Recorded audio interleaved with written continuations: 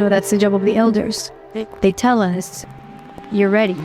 Like, you've been in the warrior mountain for way too long.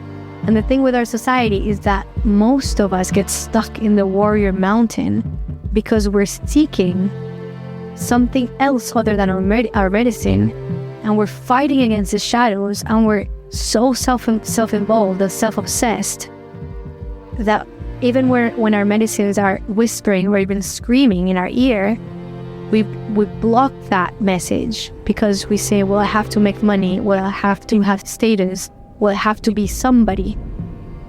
And that's when we begin to rely so heavily on the death machine.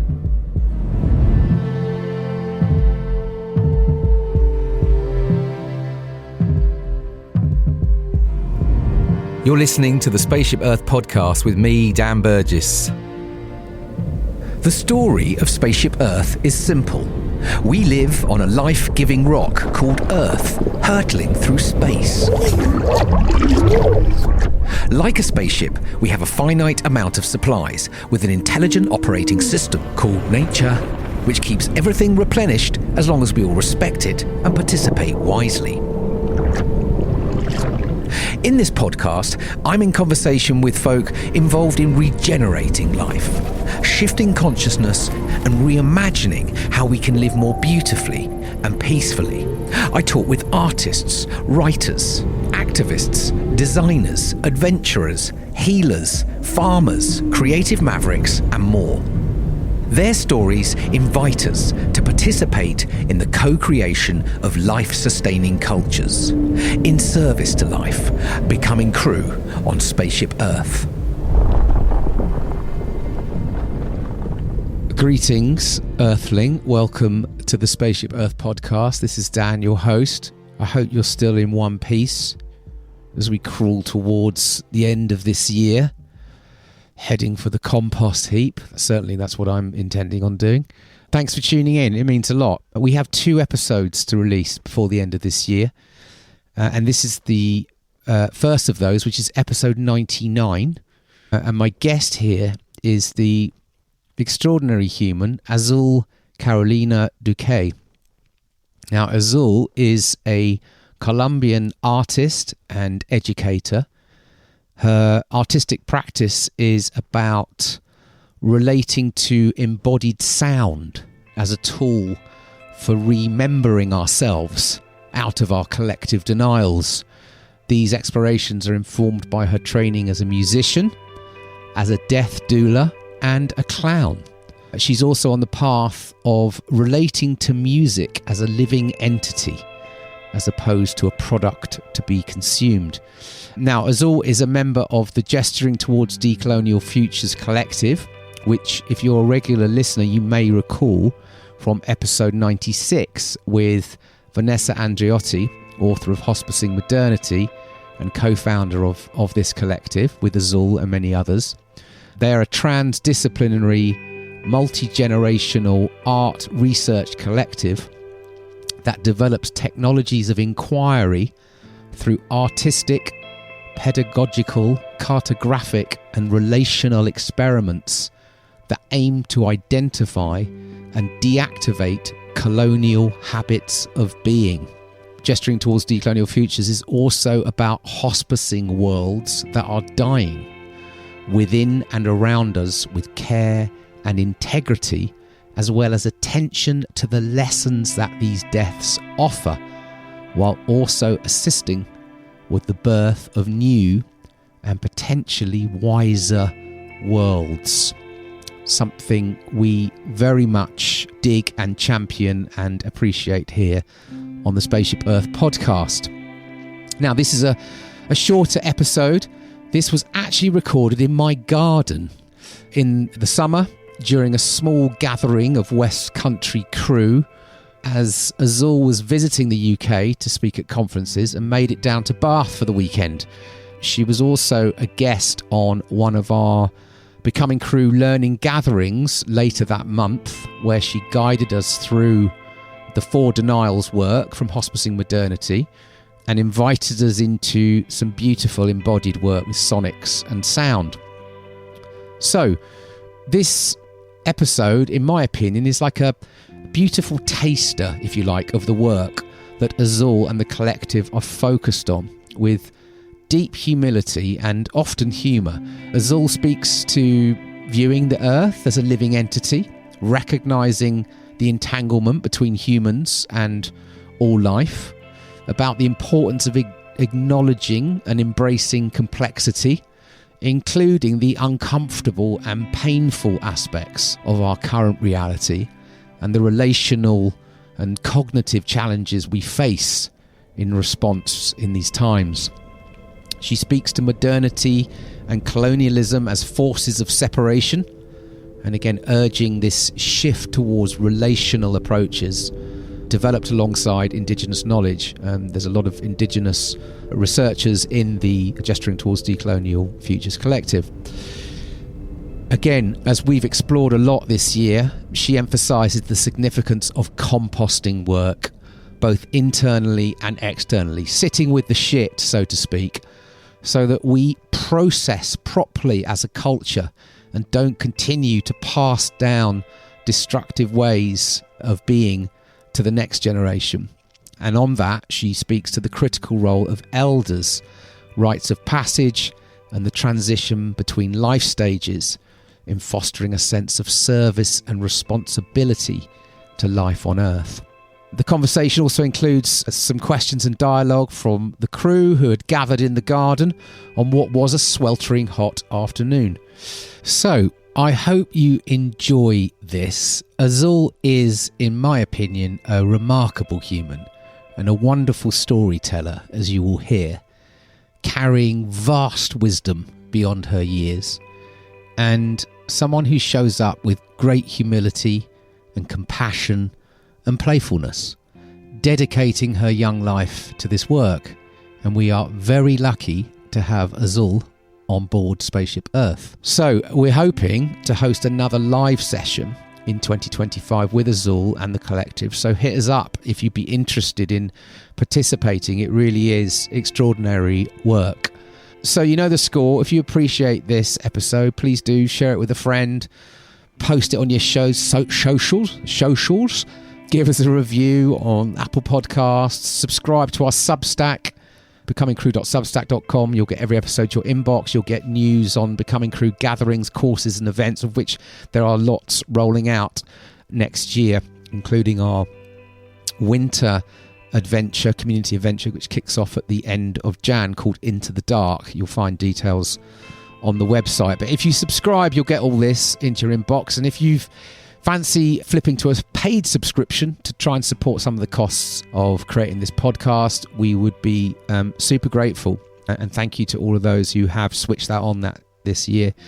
We are massively appreciative of your support, but we need more so to keep us going. So yeah, you can do that, becomingcrew.substack.com.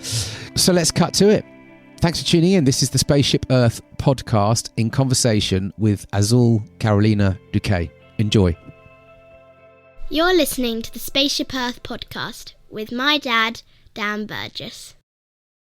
So I'd like to open our space today acknowledging the earth as a living entity, the land where we're on as living, not as a resource to be owned or extracted, that we can own and extract from for our own utilitarian purposes. And with the acknowledgement of land as living, there is an acknowledgement that we ourselves are land. Everything is land, including the sound of this machine.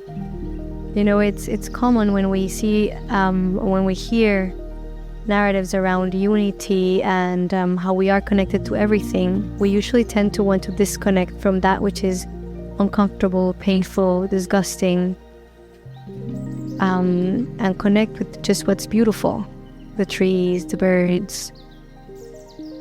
But a huge part of the work that is needed is to be able to hold the complexity of it all.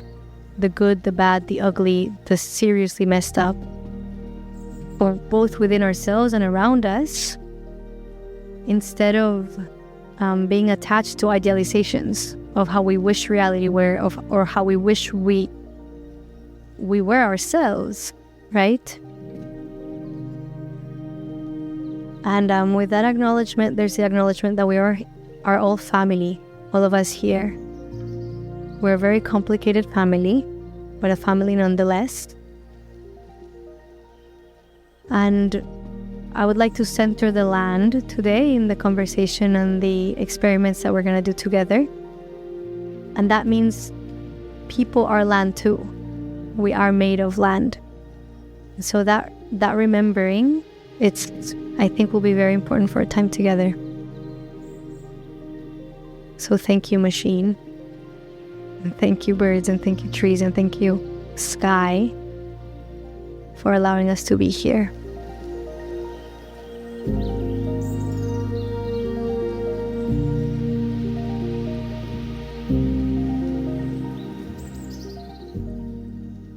Yeah, so the work within the collective is what we call developing technologies of inquiry. So these are tools that help us navigate difficult conversations that we often don't want to have because they're very uncomfortable. Something that we've mapped in the collective is that we're not facing an informational problem.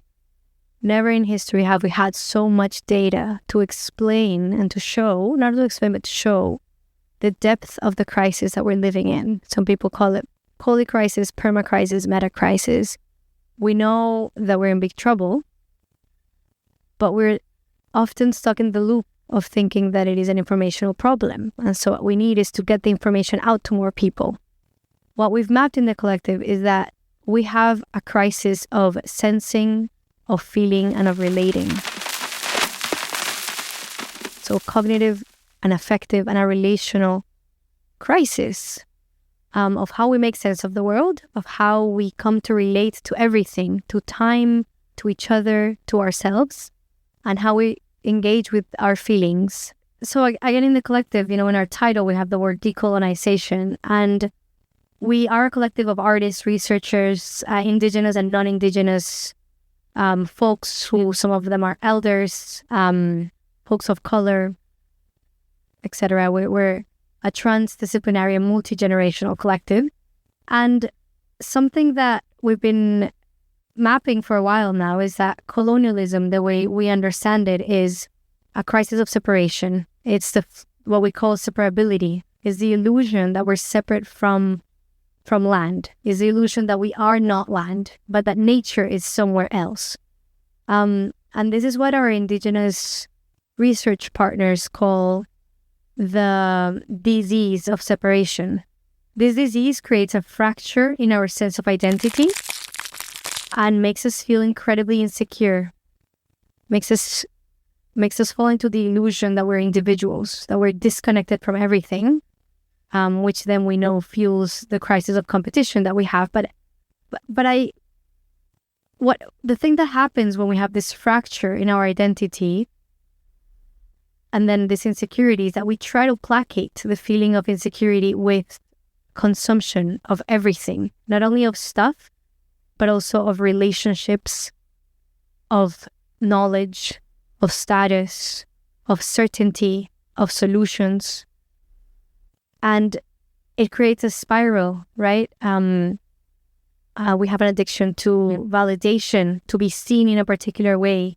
And then we become addicted to interacting with these economies of worth, where we're always seeking to either be validated, recognized, have legacy, be seen as pure, as innocent, in the midst of a crisis where innocence is an impossibility. Because we're so deeply entangled with violent processes that are what subsidize our possibilities of existence right now. Everything from the minerals that are making this speaker and this microphone and the blood minerals in our phones, the modern slaves that make our clothes, that harvest our food, the underpaid and overworked, often folks of color, who are sustaining our lifestyles. Whether we are vegan or we shop ethically or we try to make ethical consumption decisions, it's unavoidable to be entangled with the violence, because we are part of what we call the house of modernity, which is the structures within which we exist, which includes the modern nation state, the epistemology, so the ways of knowing in which we operate, are violent and are sustained by dispossession, destitution, and genocide, and ecocide of our family. And that is a very difficult truth to sit with. And we are incredibly agile and astute in trying to deny this truth or escape it or find ways to place ourselves outside of it. But it really is, it really is when we begin to do the composting work of trying to unlearn that separation, that we begin to tap into the immensity of the grief, of the complexity, of the paradox, of the uncertainty, the volatility that implies being entangled with everything.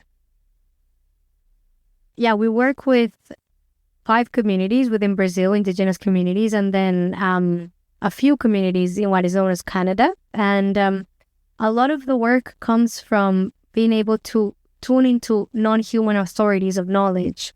So tapping into other ways of knowing that are outside verbal language, that are outside logocentric, reductionist, teleological, universal ways of relating, of knowing.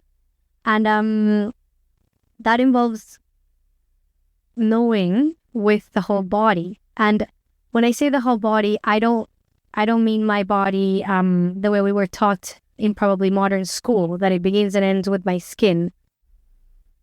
I am speaking about a body that is connected to the larger metabolism, a living metabolism that is biointelligent, of which I am a very small part of. So one of the work that we're doing with artists is trying to develop practices that activate this knowing that the human body has a nervous system that is connected to the land. So we are an extension of the land, not the other way around. The land is not an extension of ourselves. And it's not only a spatial broadening of the understanding of a nervous system, but also a temporal one. So understanding that our nervous system is connected to our ancestors before and after. And working with this sense of non-linear time, which is very difficult to understand with the mindset that we've been programmed into, which is reductionist, which is teleological, the words that I was using before. And I think the interesting thing here is that we see a lot of groups of people engaging with this idea of an expanded sense of self, and with an expanded sense of our relationship with time, and wanting to engage with ancestor work. And that is beautiful. And often we see that folks are doing it in a way which bypasses political responsibility. And so we're trying to work in this intersection where understanding that I am an extension of the land and that I am in relationship with time gives me a responsibility to be accountable to that life, be accountable to the mistakes of my ancestors. And for folks who are white, so I am white in Colombia, I am a woman of color when I step out of Colombia, which is a paradox, but I consider myself mostly white because I enjoy mostly the privileges of race. And sitting with the responsibility of an extended sense of self within time means that, yes, the mistakes of my ancestors are not my mistakes, but they are my responsibility. They're not my fault, but they are my responsibility, because the comforts and the securities that I enjoy today are because of those violences. So something that often happens is that when we say this, there's feelings of guilt and shame. But that guilt and shame centers us back into the picture. And what we're trying to do is to decenter ourselves so that we can center the land. And so in that shift, which is very difficult to do, but I'm just using words to kind of map it out. In that shift, we sense that it is not about guilt or shame, but about, again, a visceral responsibility that is tethered to the land that we are connected to. And so from there begins to grow a sense of service to that land that is not rooted on the desire for legacy or the desire to be seen as innocent or heroic, but rather service in its living sense of the word. You know, what we came to do is to be of service to everyone and to everything. And how to remember that is, I think, a very important question that we're sitting with in the collective.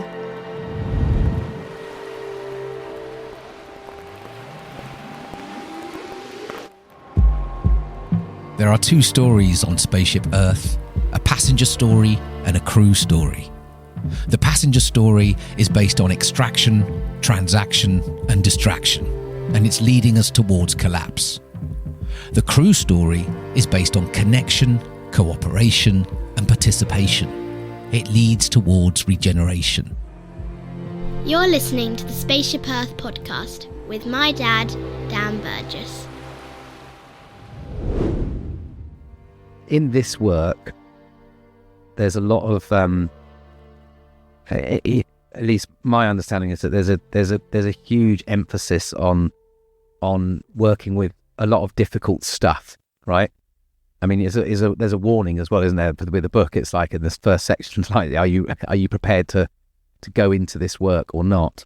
And that comes across as, again, at least the takeout for me is this sort of like this need in order for anything to emerge that's significantly less violent, let's say, and we don't know what that is, by the way, and that's the other contradiction, because modern humans like, well, what's still, you know, what is it? What are we going to do that's different? And there's this sort of invitation that to be able to hold that we don't know, but also that there's lots of, you know, composting, right? Or lots of shit that needs to be cleared from in us, from around us, from in our relationship. I mean, you know, there's a lot, right? And that without doing that work, the danger is this just perpetuating the cycle, just maybe slightly different, but actually the kind of the ways of relating are still dangerous, violent, whatever, that, you know, oppressive. And so for me, this whole thing is so fascinating and challenging, and because the culture, as I see it, is just so allergic to going to the difficult stuff. And I get it, I understand it. It's not nice, but not a nice thing to do with your Sunday afternoon, right? is it? But then if you do take it as composting and other, like, you know, just seeing it as life cycles, then it's, you know, there's a lot of nutrients in the decaying stuff, in the breakdown, that's where the new life comes from. And so I'm interested in, particularly, you know, in the work we're doing and how to invite people into these processes, and it feels like as crises become more and more acute, yeah, and you know, we talked about this morning, right? We were saying that, you know, now is the time to do this work while there's still some sense of stability, at least in these cultures. I mean, you know, so many parts of the world, it's carnage. Yeah. But we are in many of these Western cultures still, there is the ability to still have space and time to sort of, you know, begin this journey. And so I'm just, sort of interested in that, and maybe what how you're seeing this, people playing out. And I see a few things, and one is that we've seen in the collective that it's less important to try to invite people or lure people into the work, because the work is already calling for all of us, really, and if you we're all feeling it. We're all feeling it, again, because we are connected so deeply and entangled with everything. Most of us are already feeling a deep sense of dysregulation and depletion, right? Because this illusion of being separate depletes us from the vital life, from being tethered to the vitality of life. So what we found is that instead of putting our energy out into trying to rally people and to convince people, we're putting most of our energy into digging way deeper and relating wider. And those who are ready will come. And they are coming more and more. And we don't have the answers, but we have some useful questions sometimes. And what we do have is a lot of mistakes we've made. So there's learnings from those mistakes. And we speak a lot about making new mistakes in the future, not the same ones that we've been freaking making for the last 200, 400 years. If we know that this system doesn't work anymore, we can feel it in our bones, in our psyche, in our dreams, in our bloodstreams, in our rivers, in our families, everywhere.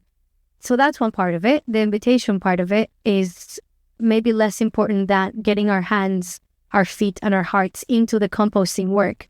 Because also sometimes we see that that's a way to escape the work. Is to say, I'm going to go there and convince more people that we have to do the work. But then who's doing the dishes?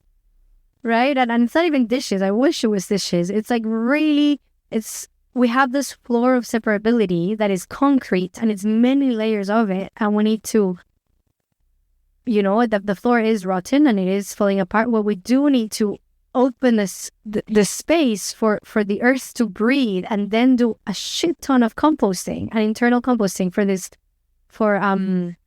which is the work that needs to be done. But then something else that we speak about, which we're referring to, is both the hospicing and the midwifing. So it's common in activist circles to hear this need to dismantle the system. And again, we see that the system is already dying. There's little dismantling to do and more hospicing. Because this story is already exhausting. The story is no longer living. And so there's no vitality. But if we begin to see the patterns of where it is collapsing and we can resource from those collapsing pieces and try to put them in service of what is emerging, and we're not birthing it, we're midwifing it. So it's decentering ourselves, and we as white folks, it's very difficult to decenter ourselves from the work. And I say it for myself, I was part of XR for a few years, and I'm not saying that the problem is XR, not at all. But a lot of the work was, how will I be the one dismantling the system, as opposed to how can I get out of the way and into the really boring, tedious work to support the folks who are doing the work and who have been doing this work for millennia. And I'm also not saying that Indigenous peoples have the answer, but they have developed very advanced relational technologies, which we are lacking significantly. So, and it is a matter of braiding many ways of knowing and many technologies. But yeah, getting ourselves out of the way so that's something, that thing which is already emerging, can actually breathe. But that is way harder to do than we think, because modernity is way faster than thought. So when we do think we're doing it, it's probably because we're not doing it. And we need to go back and start again and practice again. And then the last thing that I'll say to that is that one way in which we've come to relate to colonialism or to modernity or to all these entities is as a degenerative disease, which has limited the ways we can imagine, we can relate, we can think, we can heal, we can desire. It has co-opted our neurobiology to such a degree where most of the things that we can imagine are probably different versions of the same house of modernity, probably with like different walls or different internal architecture, but still within the same limits. But this conversation around imaginations is something that I am also very, very interested in. And the amount, what we've been focusing on is we were talking then about our addictions to teleology. So telos means screen, as in like projecting. So in this culture, we are addicted to seeing the endpoint in order to walk towards it. And that's what teleology refers to. Or one of the definitions is only until we can imagine the thing only then we can walk towards it. But again, because we don't even come to understand how colonized our imagination is, and this is what our indigenous research partners tell us. Every time they see people, most of the times they see folks working on radical imagination, whatever, all they see is it's the same thing, folks. It's like Eduardo Galeano, who is a poet, poet in Latin America. He said, this is a very superficial example, but it's a really good one, which is, capitalism versus communism. It's like you're asking a chicken, do you want to be cooked in red or in white sauce? It's the same freaking thing. Really. Like the changes are minimum in the way we relate to each other, to time, to ourselves, to our psyche, to dreams, to capital, to politics, to everything. And so this is just a very, very superficial example, but it really helps us see that our imaginations have been dangerously colonized. So perhaps instead of imagining the thing we want and we desire in order to walk towards it, what if we try to do the unlearning composting work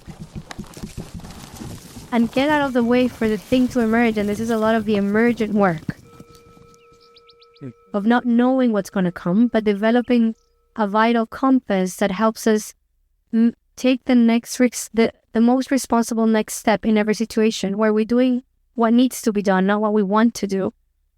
And we are incredibly, incredibly smart at masking what needs to be done. Masking what we want to do as what needs to be done. So again, it requires an enormous amount of hyper self-reflexivity, of honesty, of humility, and of humor to be able to see ourselves as both cute and pathetic in the work we're doing.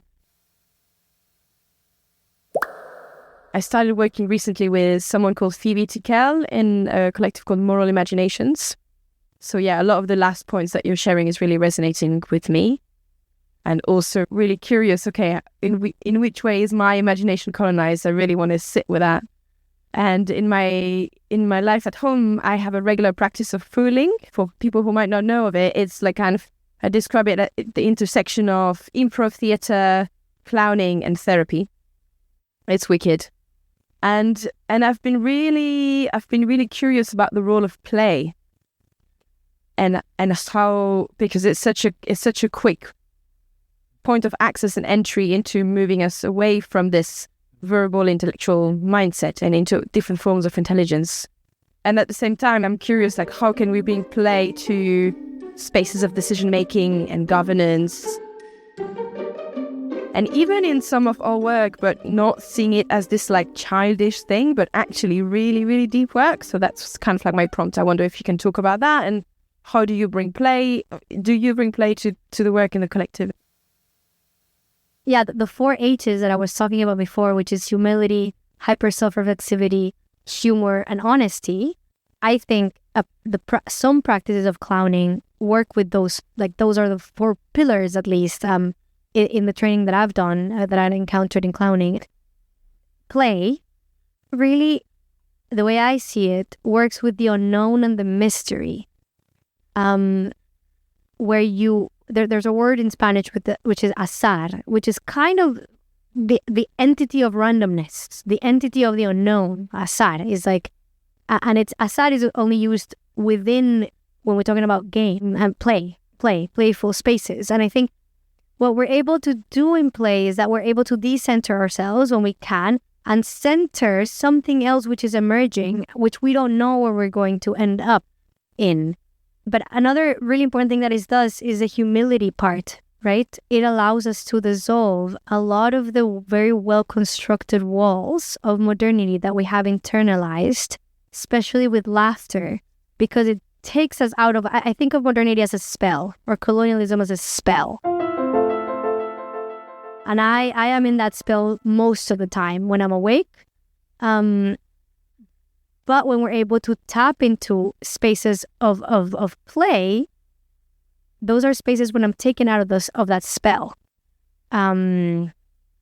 Yeah, so something else that we work in the collective is with this idea of depth pedagogy, or we've been trying to develop a pedagogy of depth pedagogy, and which is different from mastery education. So in most educational systems that we engage with, there's this sense of climbing a mountain. You're gonna consume a certain amount of information, and you're gonna acquire skills to be able to climb the mountain and reach the top and maybe conquer that mountain.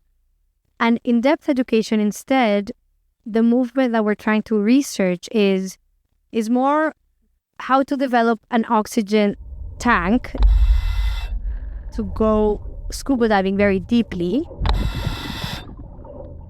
And that scuba diving journey is mostly within your own psyche, which is full of shit, basically.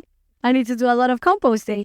And I think a huge part of play allows us to do that with joy. And joy is different from happiness because, again, every word is polysemic. So every word, we're not going to hopefully spend too much time on the definition of words, but rather we're using words as kind of logs where we can jump through in the water. So just go with me with the definition of joy and happiness that I'm giving you right now, just so we can move in the conversation. But joy is different from happiness in that there's happiness often has been co-opted by the illusions and the desires of modernity and colonialism. But joy is something that interrupts you. And if we were using the metaphor of hormones, joy is much more based on serotonin and acetylcholine than it is on dopamine and oxytocin. And so this element of being able to play with one another, I think, taps into that vitality that we need for the long haul. Because this composting work, yes, it is difficult and it is uncomfortable, but we don't have to make it harder than what it already is.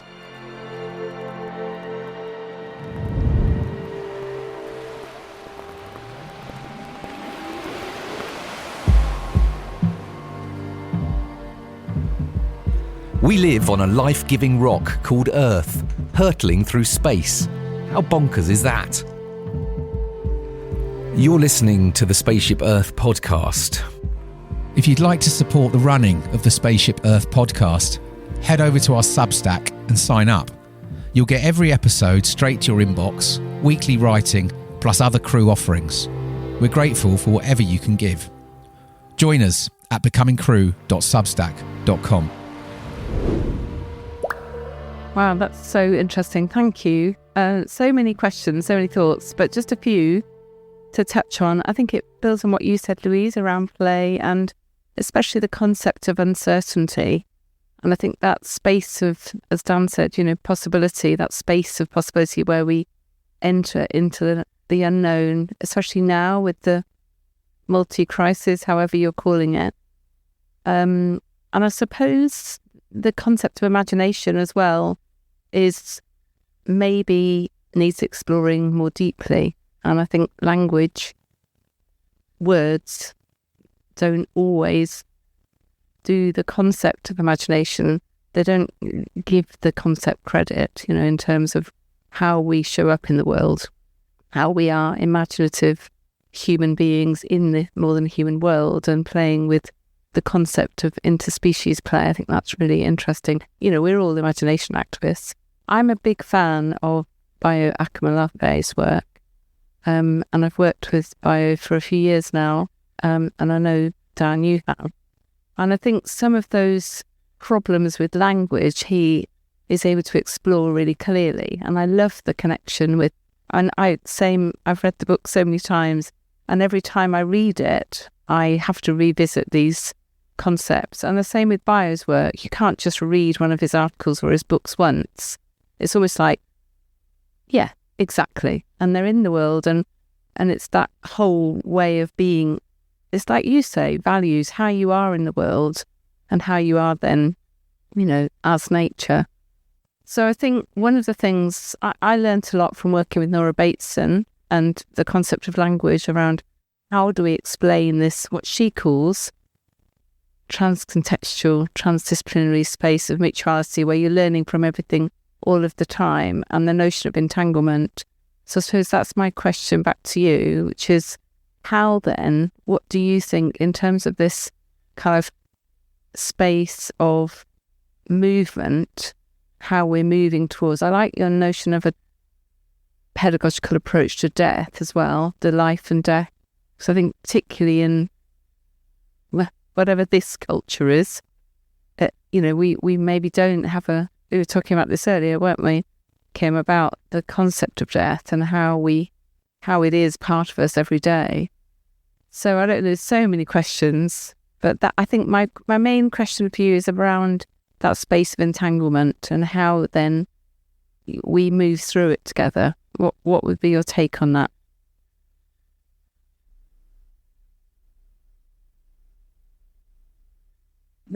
Okay. I really just, I'm gonna just make sound about it actually, which is really interesting. To go into language again, there's a few ways to engage with language, and one of the ways in which modernity is very invested in is to relate to verbal language as an accurate way to index the world around us. So in the book we call it wording the world as opposed to worlding the world. And I think with my accent it makes it hard to understand, but I think shifting our relationship to verbal language is so important because words themselves are, Rumi has this image of the moon, the finger that points to the moon. Language is a finger, it's not the moon. It's pointing to the thing which is ungraspable, but is what we use to point towards it. But all of us are obsessed with the finger as opposed to with the moon. And so when we begin to do the shift into relating to language as both indispensable but mostly insufficient in trying to understand the world around us, and instead see words as these pointers towards the mystery that is behind them, that's a really big shift to do. I think poets do this, and bio has the medicine of hacking language for sure. And I think music does this too, because it gets closer to the mystery of the thing. And one thing that verbal language does, if we engage with it as the way to index reality, is that it gives us the false illusion that we can come to understand anything in its completely, and then therefore own it, and then therefore exploit it and abuse it the way we do. But if instead, so I was having a conversation with Vanessa and René about there was a child who asked them, what's that? And it was pointing to what we would normally describe as a tree.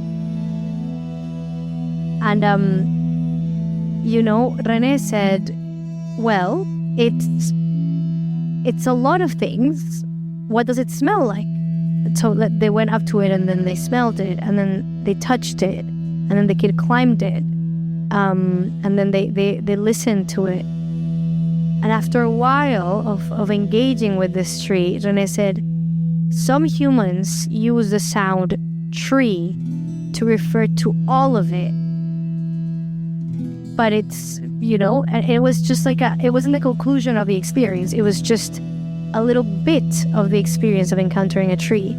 And I think that's a really interesting example into how to maybe begin, very superficial but yet deep example, how to begin to relate to knowledge as not only incomplete, but also as dangerous in mediating the way we relate to reality. Because it is one of the most powerful tools of colonialism. Not the verbal language itself, but how we relate to it. Yeah, what do you think about verbal language and imagination? I'm curious. I think that hence your approach to how we know the world with our body, or I'm influenced by Deleuze and Guattari, so the body without organs, the whole idea that, we're here with all of our senses and more.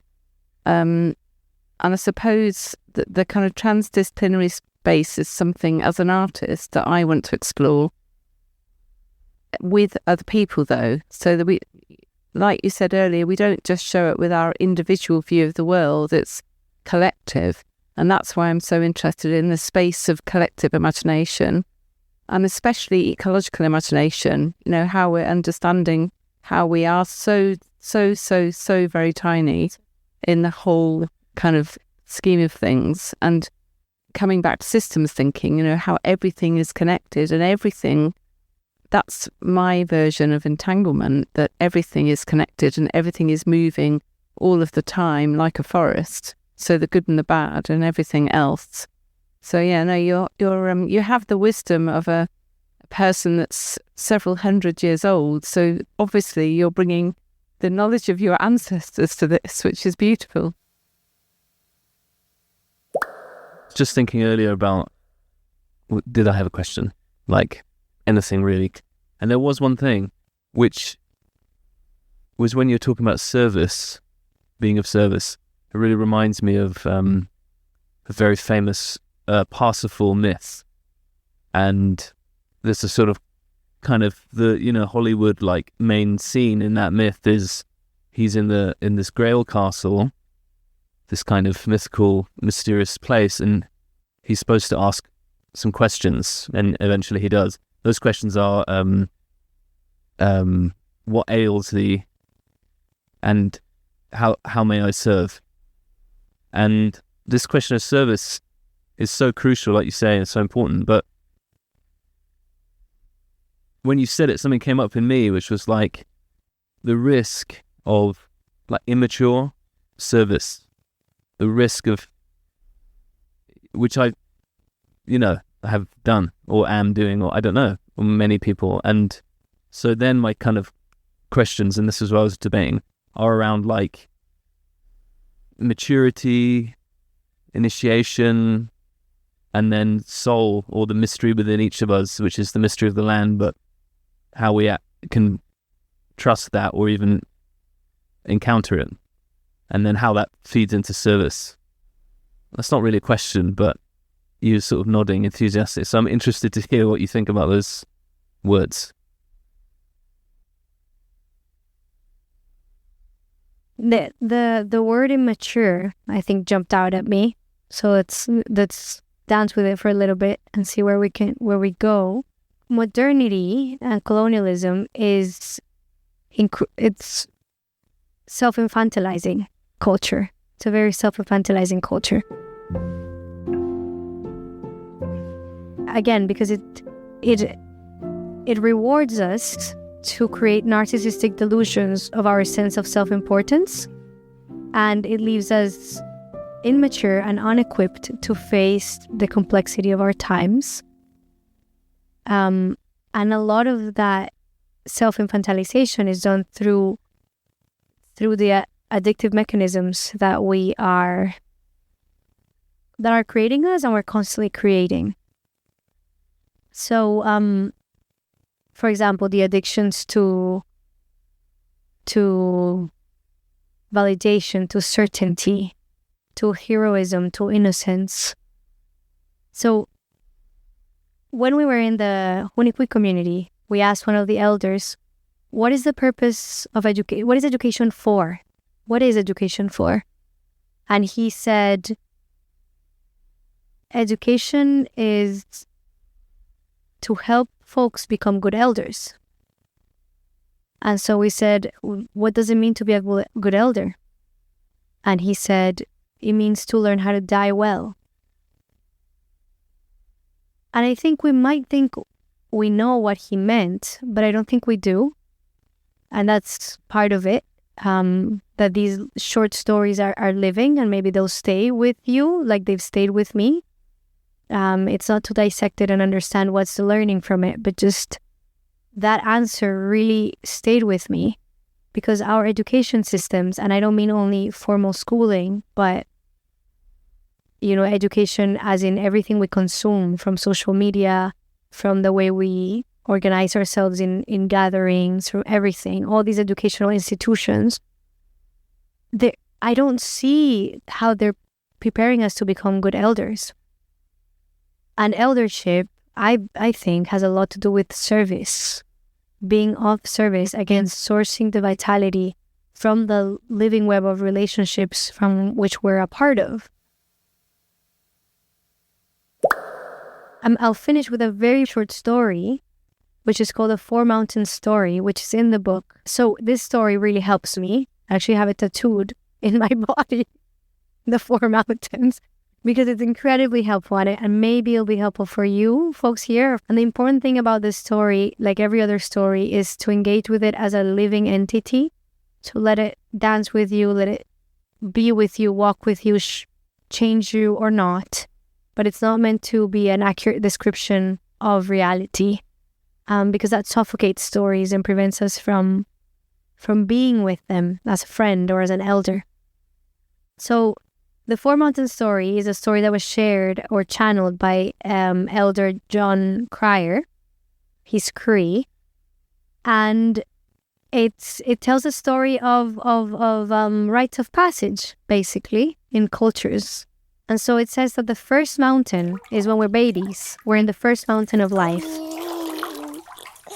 And this mountain we're usually taken care of by elders, because they're the ones who have the patience and the wisdom to take care of the newborn.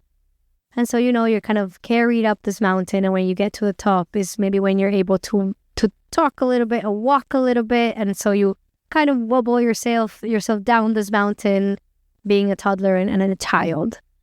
And then comes the second mountain, which is what they call the warrior mountain. And this is when we're teenagers.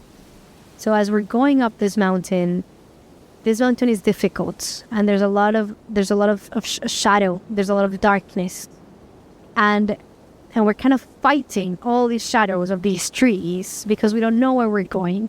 And the interesting thing is that the trees themselves, they know where's the path. But even if they told you, you wouldn't listen, because in this mountain, we're very self-involved. We're so obsessed with our own narratives and with ourselves that we wouldn't listen. So they stand there witnessing how, as teenagers, we go up this mountain and seriously struggle with the shadows of the trees. But when we're close to the top of this mountain, there's a clearing. And we get this sense of our medicine. And so our medicine has to do with the gift that we came into this incarnation with. And a gift is meant to be gifted back.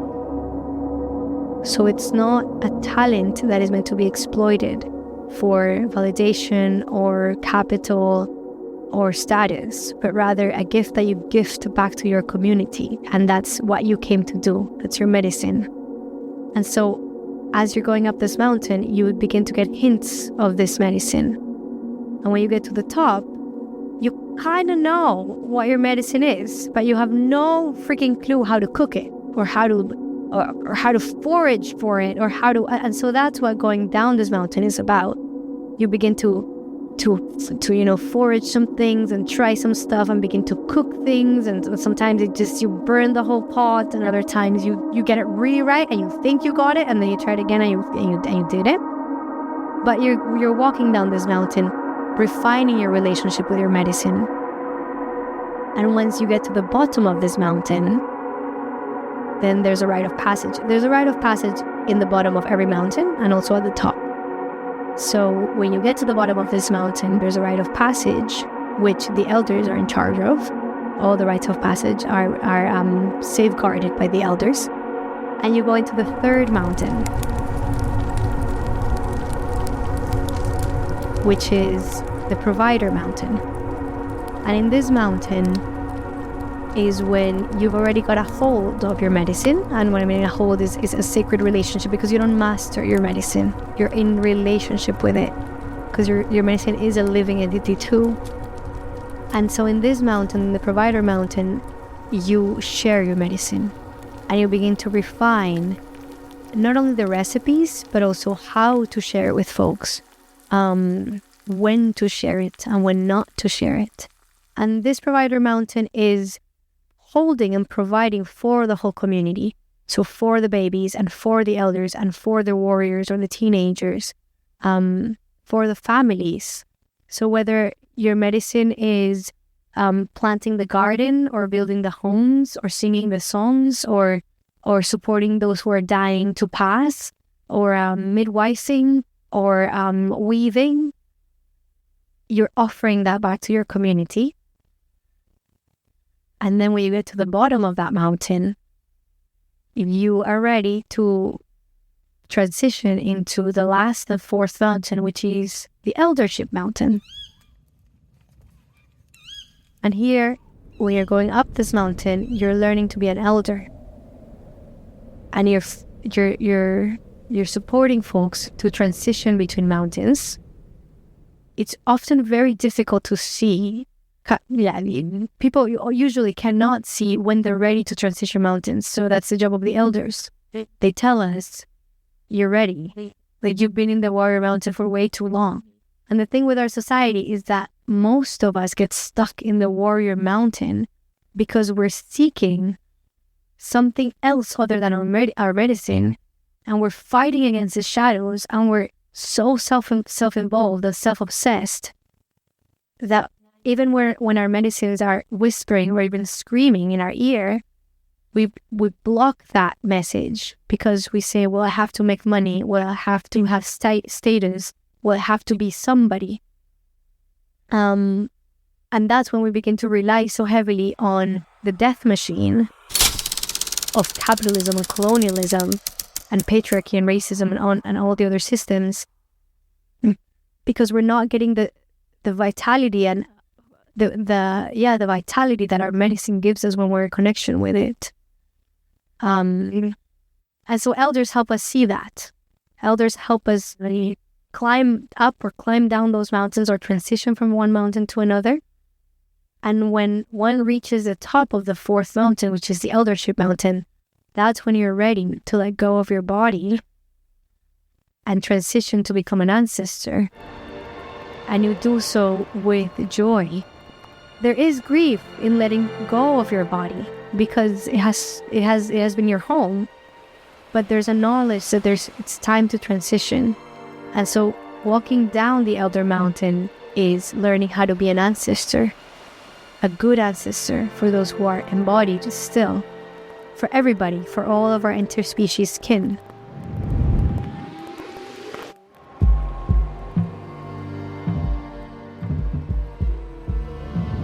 So I hope you enjoyed that conversation with Azul. If you're curious about the hospicing modernity work and the collective work, there are links in the show notes. If you haven't dug into the book that is Hospicing Modernity, I would recommend it. It's not easy. It's difficult. It's a very difficult read, but I think that's part of the invitation of these times to do this composting work. Or check out episode 96 with Vanessa Andriotti if you want to dig in more to that. And yeah, if you're interested in potentially another session, a live session with Azul on the collective next year, drop us a line, drop us a mail, send us a message. We hope to bring some more of these to folks next year, but it's good to know if there's interest. So yeah, and again, if you've enjoyed this, please do share it. Share it with a friend that might enjoy it. Post it on your socials. Give us a rating or a review. Drop us an email. Let us know how these things are landing for you. We really appreciate the support. So we have one more episode to come before the year is out. So stay tuned. But look after yourself. I hope you're winding down, or if you get the opportunity to slow down and be with all that is. So until next time, peace and out. This podcast is created in service to life, for you. It takes time, funds and energy to make. If you'd like to contribute to the running costs, you can donate the price of a cuppa or a pint. Find the link on our website. This podcast wouldn't exist without the following crew: Charlie Shred, Audio Jedi; Seaman Home Burgess, Engine Room; Willow Burgess, Jingles.